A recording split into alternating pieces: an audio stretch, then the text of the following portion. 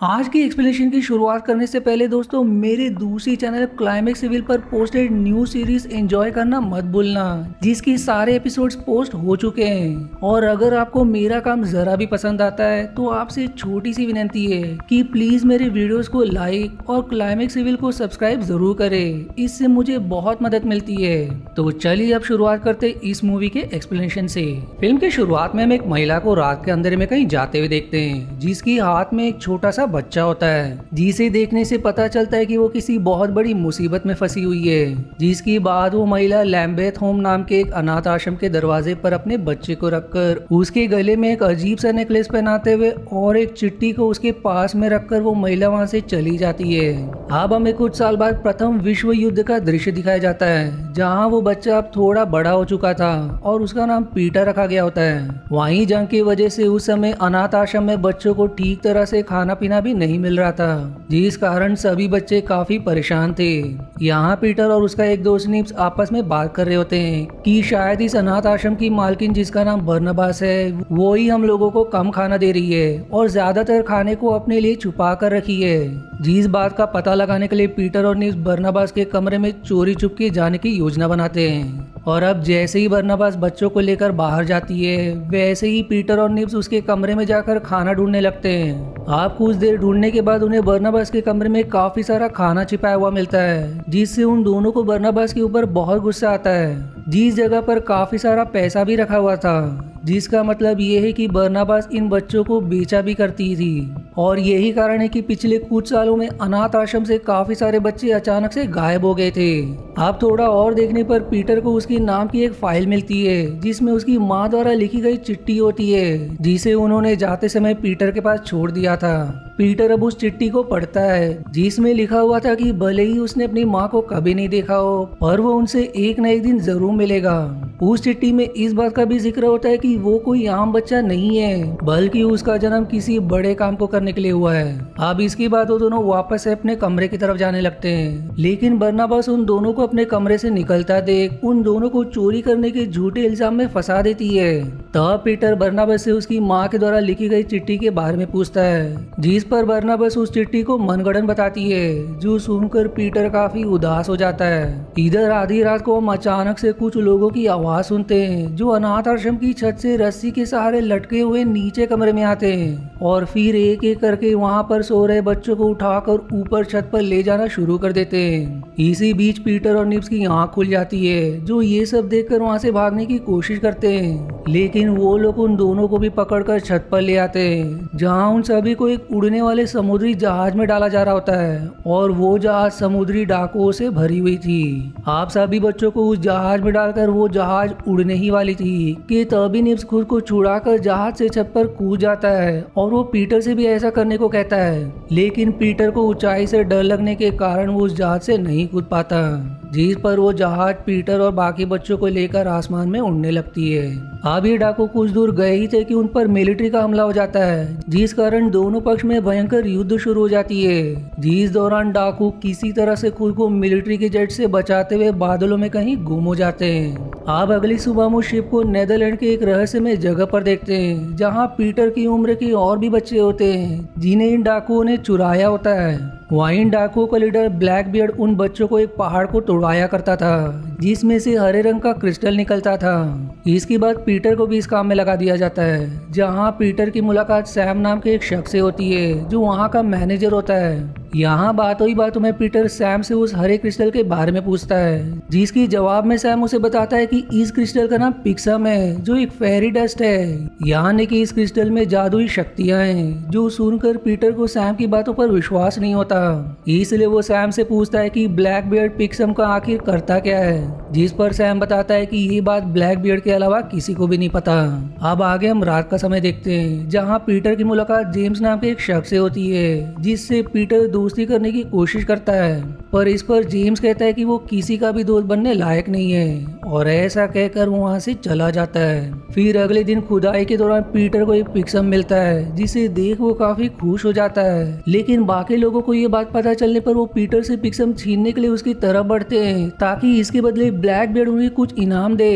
इसलिए वो सभी पीटर को चोरी के इल्जाम में फंसा देते हैं और ये बात ब्लैक बियर्ड को पता चलने पर कि पीटर उसके पिग्ज़म की चोरी कर रहा था तो वो उसे मृत्युदंड देते हुए एक पहाड़ी की चोटी से नीचे फेंक देता है। लेकिन आधे रास्ते में ही पीटर अचानक से हवा में तैरने लगता है, पर जमीन के नजदीक पहुंचते ही वो नीचे गिरकर बेहोश हो जाता है। अब जब पीटर की आंखें खुलती है तो वो अपने आप को किसी कमरे में पाता है, जिसके बाद वो कमरे से बाहर निकल ही रहा था कि तभी वहाँ ब्लैक बियर्ड आकर उसकी सच्चाई पूछता है। दरअसल वो ये जानना चाहता था कि आखिर वो उड़ कैसे पा रहा था, जिसकी जवाब में पीटर उसे अपने पास के बारे में सारी बात बताता है। पर ब्लैक बियर्ड को पीटर के बातों पर विश्वास नहीं होता, इसलिए वो उसे नेटिव फेरी की कहानी सुनाता है, जिसमें एक लड़का जो आधा इंसान और आधा फेरी होगा वही ब्लैक बियर्ड की जान लेगा। इसलिए ब्लैक बियर्ड को डर था कि हो ना हो पीटर ही वो लड़का है जो उसे मार सकता है। इसलिए वो पीटर को जेल में बंद करवा देता है, जहां उसे वापस से जेम्स मिलता है। लेकिन इस बार जेम्स पीटर से काफी अच्छे से बात करता है। यहाँ पीटर उसे अपनी हालत के बारे में बताता है, जिस पर जेम्स आश्वासन देता है कि वो उसे इस जेल से जरूर निकलवाएगा। अब अगले सीन में हम उन दोनों को जेल से भागते हुए देखते हैं, जहाँ सैम उन दोनों को भागते हुए देख उन्हें पकड़ लेता है। तब पीटर सैम को भी किसी तरह से उनके साथ चलने के लिए मना लेता है और अब वो तीनों ही ब्लैक बियर्ड के कब्जे वाले इलाके से भागने लगते हैं, जहाँ वो तीनों एक झूले की मदद से उड़ने वाले जहाज तक पहुंचने वाले थे कि तभी ब्लैक बियर्ड के सैनिक जिन्होंने उन्हें देख लिया था वो उस झूले का तार ही काट देते हैं। लेकिन भाग्य से वो सभी सीधे उस जहाज में जा गिरते हैं और अब वो बिना देरी के तुरंत ही उस जहाज को उड़ाकर ब्लैक बियर्ड के कब्जे वाले इलाके से बाहर निकल आते हैं, जो सब ब्लैक बियर्ड भी देख रहा होता है। वहीं पीटर, सैम और जेम्स में से किसी को भी जहाज चलाने नहीं आता था, इसलिए उनका जहाज जंगल में जा गिरता है। पर भाग्य से वो तीनों बच जाते हैं, जिसके बाद वो तीनों आगे का सफर पैदल ही तय करते हैं और रात होने पर वो सभी जंगल में ही एक जगह रुककर कुछ खाने के लिए ढूंढने लगते हैं। पर तभी उनके आसपास काफी हलचल होने की वजह से वो तीनों भी सावधान हो जाते हैं। लेकिन उसी समय कुछ अजीब से पक्षी, जिनका आधा शरीर कंकाल जैसा और आधा शरीर किसी चिड़िया जैसा होता है, वो उन तीनों के ऊपर हमला कर देते हैं। अब इन पक्षियों से अपनी जान बचाने के लिए वो तीनों वहां से भागने लगते हैं, जहाँ थोड़ी दूर जाने पर कुछ कबीले के लोग उन तीनों को पक्षियों से बचा लेते हैं, जिसके बाद उन बच्चों को कबीले के सरदार के पास ले जाया जाता है, जहाँ सरदार जेम्स को उसे अपने कबीले के सबसे शक्तिशाली योद्धा से लड़ने को कहता है। और अब थोड़ी ही देर में उन दोनों के बीच लड़ाई शुरू हो जाती है, जिसमें वो योद्धा जेम्स को काफी बुरी तरह से मारता है, जो पीटर से देखा नहीं जाता।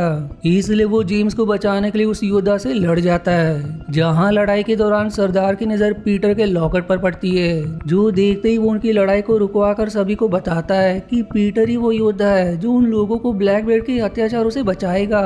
अब इसी के साथ पीटर और उसके साथियों को छोड़ दिया जाता है। साथ ही साथ कबीले के लोग उनसे माफी भी मांगते हैं, जिसके बाद कबीले का सरदार पीटर की शक्तियों को चेक करने के लिए उसे उड़ने के लिए कहता है। लेकिन पीटर अपने ऊंचाई के डर की वजह से नहीं उड़ पाता, जिस बात से सरदार को पीटर के ऊपर काफी गुस्सा आता है। इसलिए वो उसे अगले 2 दिन का समय देता है, वरना वो उसे और उसके साथियों को जान से मार देगा।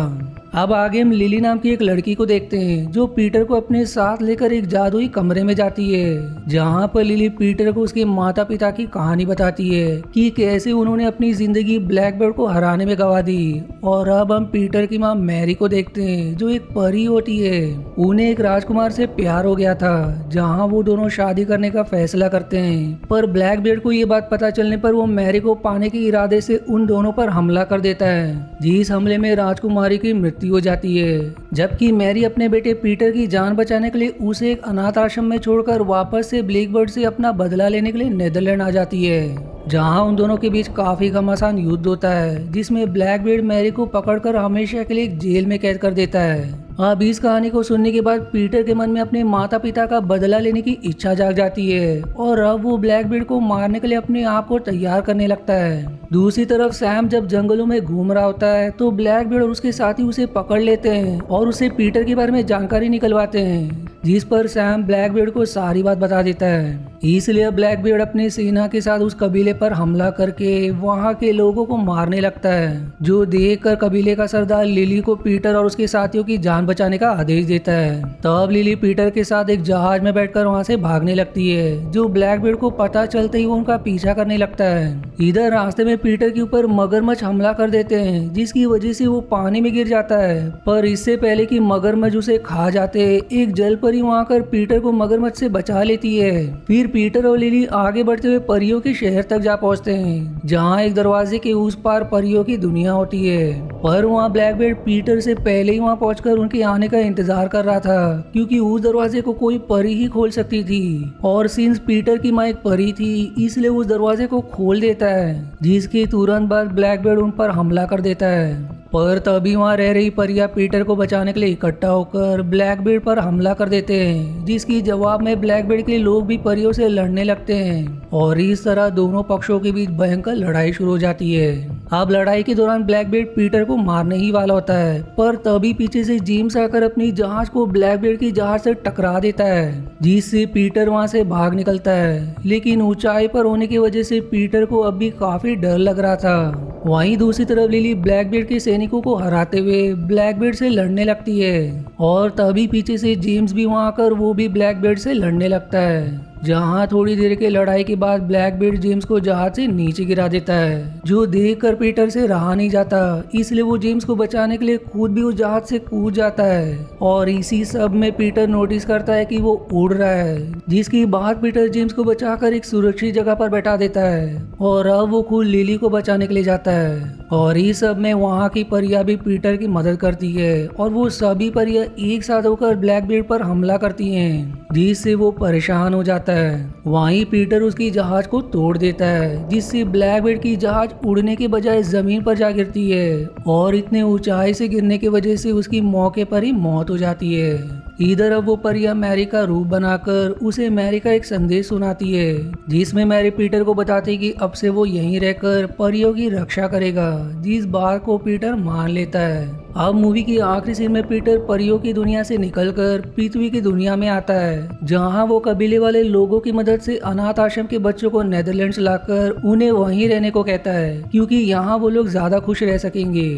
और इन्हीं बच्चों में पीटर का दोस्त निब्स भी होता है। और फिर इसी हैप्पी एंडिंग के साथ ये मूवी यहीं समाप्त हो जाती है। आशा है आपको मेरी एक्सप्लेनेशन पसंद आई। यदि हाँ तो प्लीज वीडियो को लाइक करना और चैनल को सब्सक्राइब करके सपोर्ट करना ना भूलें। मिलते हैं अगले एक्सप्लेनेशन वीडियो में, तब तक के लिए धन्यवाद दोस्तों।